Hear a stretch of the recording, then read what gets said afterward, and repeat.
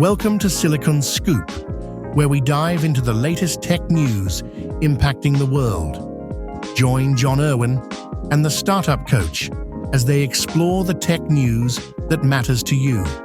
Stay ahead, stay informed, and now on with the show.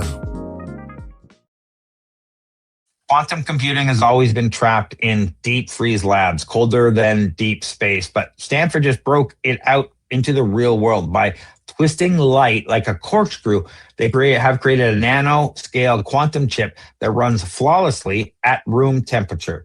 So room temperature quantum breakthrough has finally been achieved. The Stanford scientists have achieved a nanoscale chip that uses spiraling twisted light to stably entangle photons and electrons. This allows quantum information to be transferred without the massive, expensive cryogenic cooling systems traditionally required to prevent data decoherence. This bridges the gap between a fragile quantum states and existing fiber optic networks, effectively unlocking the door for unhackable citywide quantum communication infrastructure. What do you think about this, John? Yeah, I think that this is really cool. So for those of you that don't know why quantum computers usually need extreme cooling, they use what's called superconducting qubits. And so these systems must be cooled to millikelvin temperatures. Often we're talking 10 to 20 Kelvin above absolute zero, because quantum information is extremely fragile. And what heat does is it causes atoms and electrons to vibrate. And that creates noise, and that noise destroys quantum states through a process called decoherence. So cryogenic cooling suppresses that noise and allows qubits to maintain their quantum properties long enough to perform calculations. And so the refrigerating infrastructure often becomes larger and more expensive than the quantum processor itself. I don't know if you've seen pictures of it, but it's kind of cool. So let's talk about twisted light. So the Stanford team created a nanoscale silicon structure that generates what physics call twisted light, or light carrying orbital angular momentum. So normally, photons travel in relatively straightforward wave patterns. Twisted light behaves differently.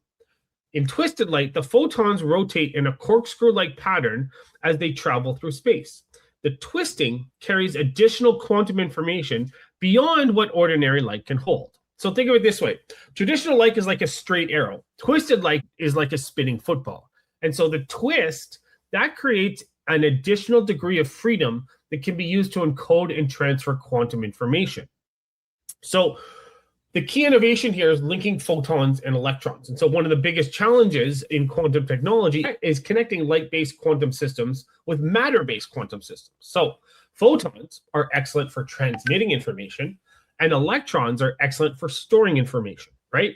So the Stanford device creates entanglement between photon spins and electron spins.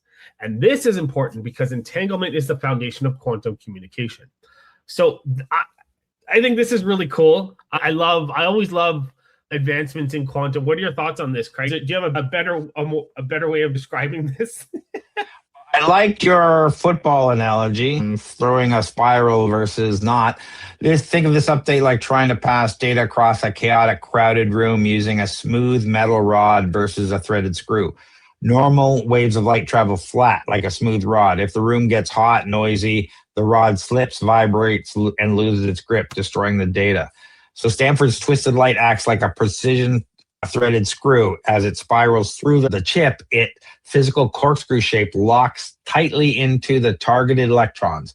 The mechanical grip keeps the connection rock solid, even amidst the buzzing thermal heat of an average room. So that's kind of my analogy. I don't know if that helps anybody, but no, it makes sense.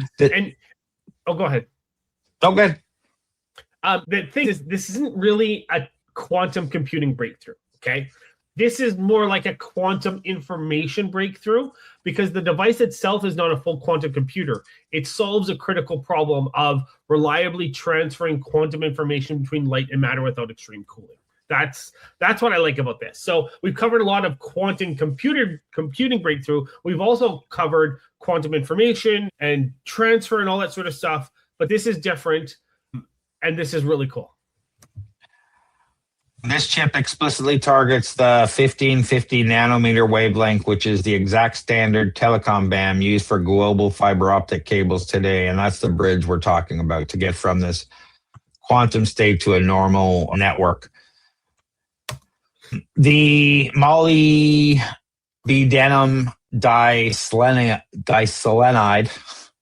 I butchered those, belongs to a class of 2D wonder materials. When isolated to a single layer of atoms, its physical properties fundamentally shift, transforming it from an ordinarily bulk semiconductor into a highly efficient quantum playground capable of manipulating electron spin. Silicon photonics is currently the primary battleground for semiconductor giants like Intel, TSMC, and NVIDIA. They are aggressively pouring billions into the packaged optics because traditional copper wiring has hit its physical bottleneck for speed in modern AI data centers.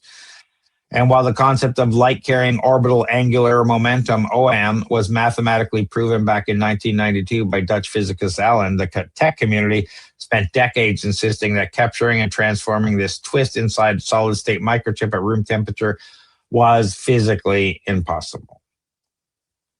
So Stanford just dragged quantum networking out of a cryogenic deep freeze and proved that the next generation of unhackable data security will be built on standard scalable silicon.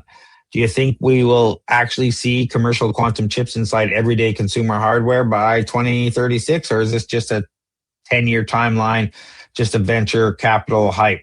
Let us know in the comments. We'd love to hear from you. Tired of drowning in repetitive tasks while your competitors race ahead? Every minute you spend on manual data entry, scheduling, and routine processes is a minute you're not growing your business. Flowgrammer.ca transforms your workflow chaos into seamless automation. We build AI-powered systems that handle your busy work so you can focus on what actually makes you money. Our clients typically save 15 plus hours per week and see their productivity double within 60 days. Visit flowgrammer.ca for a free automation audit. That's flowgrammer.ca. Stop working in your business and start working on it. What do you got going on, John? Just plugging away, helping companies with government funding, attending events, probably startup drinks or Flowgrammer events. How about you, Craig? Lots of stuff going on. I honestly don't know when this is going out. I have to check. I think it's going to go out in April. But there's all sorts of stuff going on. If you don't know about OpenClaw, it's the latest AI automation agent that's taken the world by storm in 2026. And OpenClaw Toronto chapter just launched. And we have all sorts of events going on. So check out openclawto.com. Our first demo night is April 14th. We have a Builder Cafe on April 10th. We have a bunch of other events. There's updates every day. We've deconstructed the latest 2 betas over the weekend that was launched in OpenClaw and what you should do about them. There's a bunch of articles over there. Go check that out.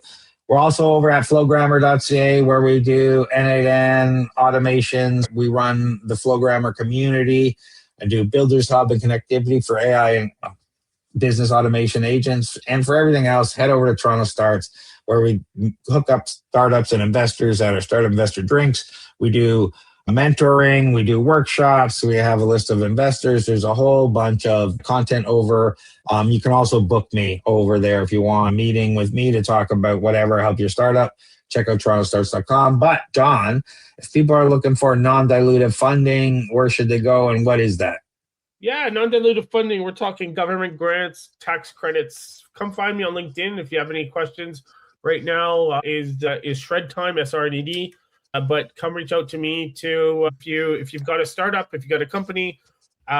Reach out to me if you have any questions, and if they have company questions about their startup in general. Where do they find you, Craig? Yeah, find me at TorontoStarts.com. But John, just before we go, something's open right now, and it's closing May 31st. Thank you. Can Export. And what? Yeah. So what if you have at know least about that? 300,000 in revenue in the previous year, and you're looking to expand outside of Canada, reach out to me, and we can put together. We can talk about an application for Can Export. All the links we talked about will be in the show notes wherever you're watching this. Thanks for watching, everybody. Leave us a comment, give us a like, give us a subscribe. We really appreciate it. Thanks, everyone. Thanks, everyone. Thanks for tuning in to Silicon Scoop. We hope you enjoyed this episode's dive into the latest tech news. Stay connected with John Irwin and the Startup Coach on LinkedIn and subscribe for more insights and updates. Until next time, stay ahead, stay informed.